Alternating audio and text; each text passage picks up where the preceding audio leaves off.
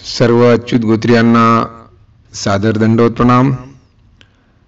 आचार्य श्री भास्कर भट्ट बोरीकर प्रतिष्ठान या यूट्यूब चॅनलमध्ये आपले सहर्ष स्वागत आहे। बंधूंनो, आज आपण ज्या विषयावर चिंतन करणार आहोत तो विषय म्हणजे क्रिया करत असताना एखादा विधी प्राप्त झाला असता किंवा कोणतीही सेवा प्राप्त झाली असता ती करत असताना त्या पाठीमागे त्या क्रियेमागे आपला काय हेतू असावा किंवा काय हेतू आहे, आपला भाव कसा आहे किंवा कसा असावा यावर त्या क्रियेचं साध्य अवलंबून असतं आणि याच विषयावर आपण चिंतन करण्याचा प्रयत्न करणार आहोत। एखादी क्रिया करत असताना आपला हेतू जर काही दृष्टपर असेल किंवा प्रापंचिक सुख साधन प्राप्त करायचं असेल तर ती क्रिया त्या हेतूद्वारेच खर्च होती। म्हणजे तुम्ही जी मागणी परमेश्वराकडे करता त्याची पूर्तता होण्यामागे ती क्रिया उपयोगी जाते। अर्थात क्रिया ही दोन प्रकारची आहे, एक सकाम आणि दुसरी निष्काम। म्हणजे आपण ज्याला हेतुक आणि निर्हेतुक असेही म्हणत असतो। परमेश्वराला मात्र या जीवाकडून जी अपेक्षा आहे, म्हणजे ज्या क्रियेची ज्या विधीची करत असताना तुमचा भाव कसा असावा ती जी अपेक्षा आहे ती निष्काम निर्हेतुक अशा क्रियेची अपेक्षा आहे आणि अर्थात अशाच क्रियेचा स्वीकार परमेश्वर करत असतात।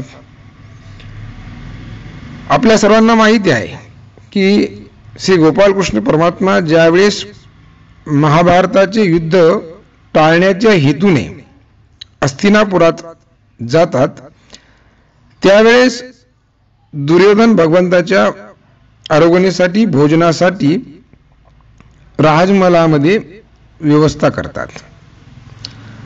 उत्तम प्रकारचे पदार्थ, जेवढेही शक्य पदार्थ आहेत तेवढे नाना प्रकारचे पदार्थ दुर्योधनाची पत्नी भानुमती ते सर्व पदार्थ बनवून ठेवलेले असतात, ती बनवून ठेवते। सर्व व्यवस्था अतिशय सुंदर करण्यात आलेली होती। भगवंत आल्यानंतर श्रीचरण धुण्यापासून तर आसन व्यवस्थेपर्यंत अगदी पायघड्या टाकून त्यावर सुवासिक फुले टाकेपर्यंत सर्व व्यवस्था उत्तमरित्या करून ठेवली होती। हा सर्व झाला व्यवस्थापनेचा नियोजनाचा भाग। पण आता या संपूर्ण क्रियेमागे दुर्योधनाचा जो भाव होता तो कसा होता तो आपल्या सर्वांना श्रुत आहे की दुर्योधनाच्या मनात भगवंताविषयी आवडी श्रद्धा असं काहीही दूर दूर त्यांच्या मनामध्ये नव्हतं। उलट दुर्योधनाच्या मनात भगवंताविषयी वैरभाव होता आणि कपट भाव होता आणि असा भाव दुर्योधनाचा असल्यामुळे त्यांच्या क्रियेचा स्वीकार भगवंतांनी केला नाही। पदार्थ कितीही उत्तम असो, भाव जर आपला उत्तम नसेल तर त्या क्रियेचा स्वीकार भगवंत करत नाहीत। या उलट पदार्थ उत्तम नाहीत पण भाव उत्तम आहे तर त्या क्रियेचा स्वीकार परमेश्वर प्रसन्नतापूर्वक करतात।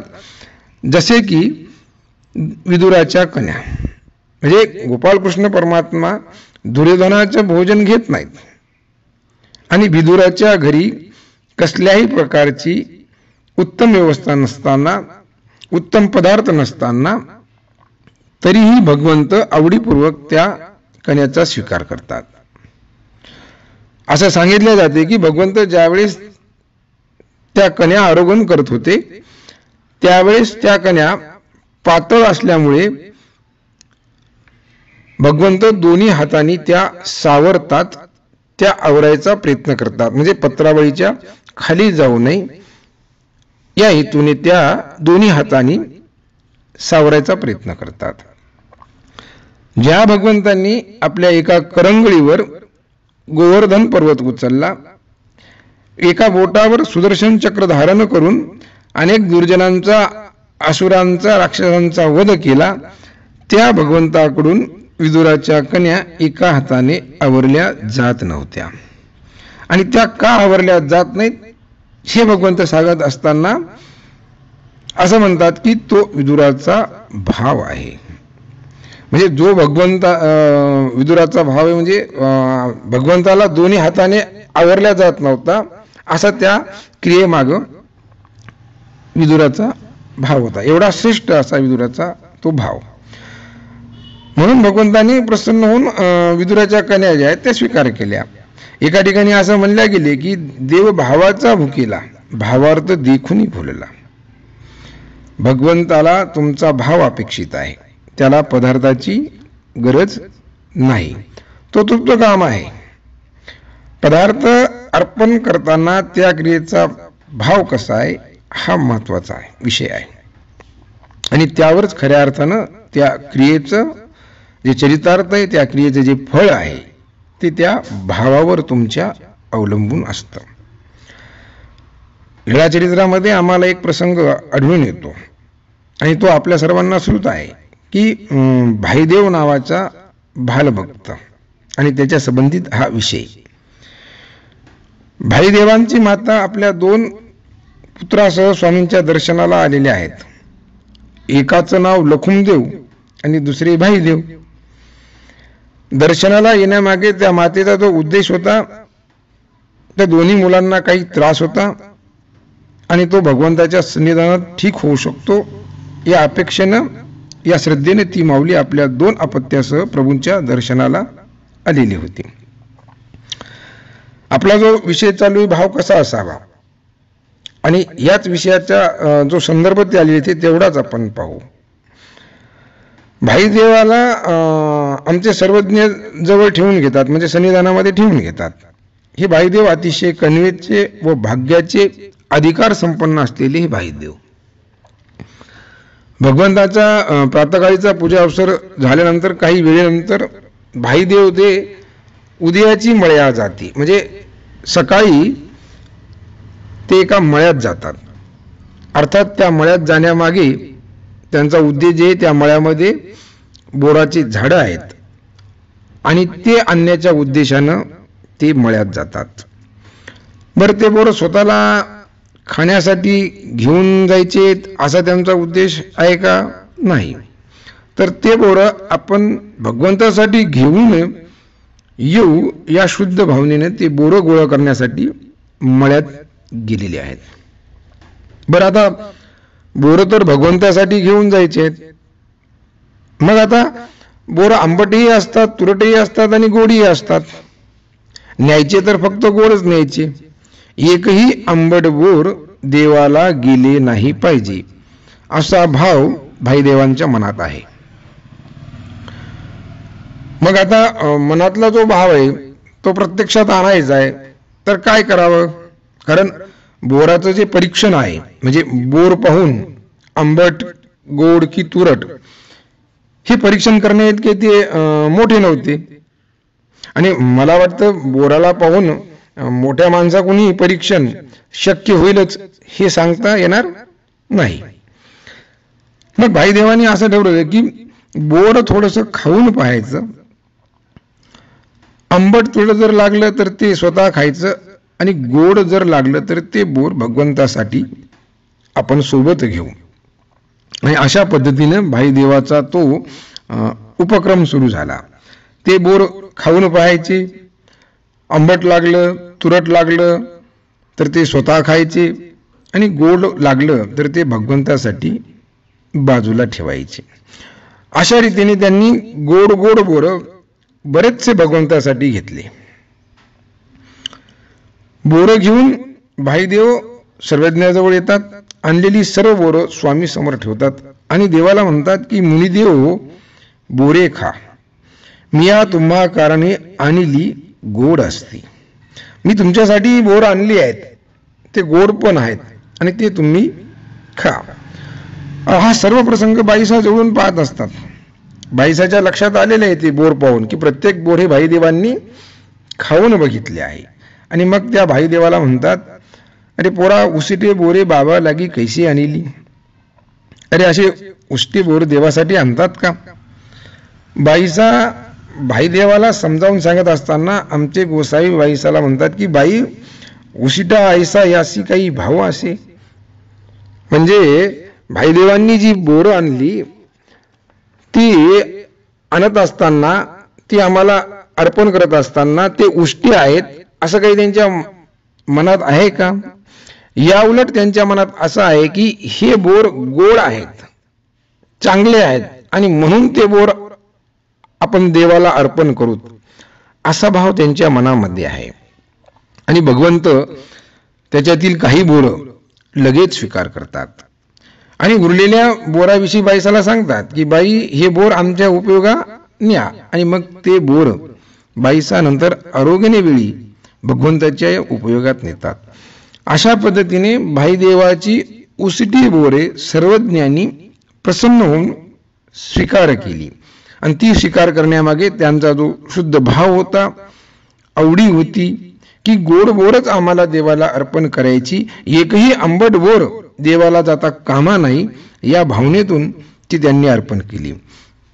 या लीळेतून आपल्याला जो आचार विचार घ्यायचा आहे तो स्पष्ट आहे की कोणतीही क्रिया असो, कोणत्याही स्वरूपाची क्रिया असो, ती करत असताना आपला भाव हा शुद्ध असावा, तरच ती क्रिया खऱ्या अर्थाने लेखी लागती, स्वीकारात पडते. आपला भाव जर चुकीचा असेल किंवा आपल्या मनामध्ये जर काही क्रिया करताना अनसारखं आलं असेल तर ती क्रिया स्वीकारात पडत नाही. जसे की आपल्या सर्वांना माहिती आहे की श्री चक्रपाणी महाराजांच्या चरित्रामध्ये एक ब्राह्मण जे आहेत त्यांचा जो सहस्त्र भोजनाचा जो मानस होता, म्हणजे 1000 मनुष्यांना आपण भोजन देऊ, जीव घालू अशी त्यांची शुद्ध भावना होती, त्याची तळमळ होती. आणि त्याची ती तळमळ, शुद्ध भावना, त्याची ती आवडी पाहून श्री चक्रपाणी महाराज त्यांच्या दंडवताचा स्वीकार करतात. आरोग्यासाठी म्हणजे भोजनासाठी तिथे पोहोचतात. तो ब्राह्मणी अत्यंत आवडीपूर्वक विधी करतो, आग्रहपूर्वक वाढत असतो.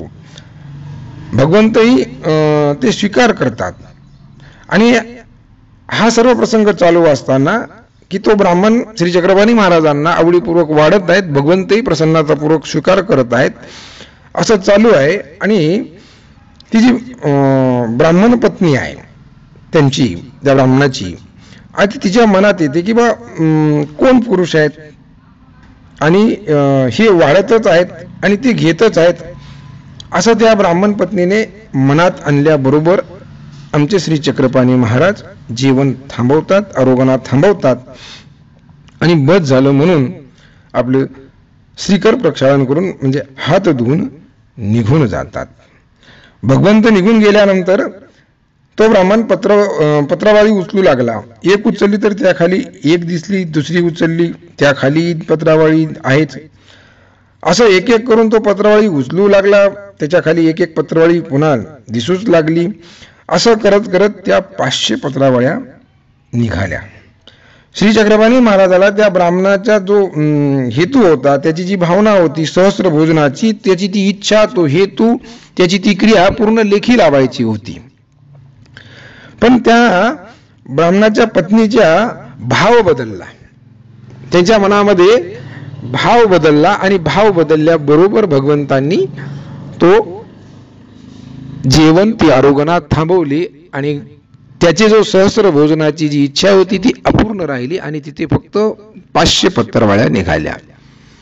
म्हणजे सांगायचं तात्पर्य की त्या ब्राह्मण पत्नीच्या मनात जर काही आलं नसतं तर भगवंतांनी सहस्त्र भोजनाचं त्याची इच्छा ती पूर्ण झाली असती.